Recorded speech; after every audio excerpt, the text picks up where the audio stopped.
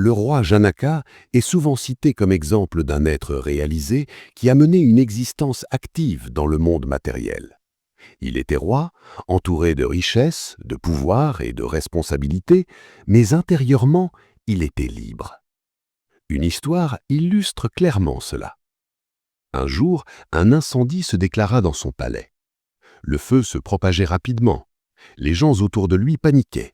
Les serviteurs, les courtisans, les citoyens, tous étaient désemparés. Janaka, lui, ne l'était pas. Alors que son palais brûlait, il demeurait calme. Aucune agitation, aucun sentiment de perte. Il observait simplement, imperturbable. Non loin du palais vivait un groupe de sadhus, c'est-à-dire des gens qui ont renoncé au monde matériel pour se consacrer à la quête spirituelle. Ils ne possédaient presque rien. Pourtant, lorsque le feu s'approcha de leur hutte, ils paniquèrent. Ils se précipitèrent pour rassembler leurs maigres possessions, bâtons de marche, pagnes de rechange, cruches d'eau. Ils avaient très peu de possessions, mais ils y étaient profondément attachés.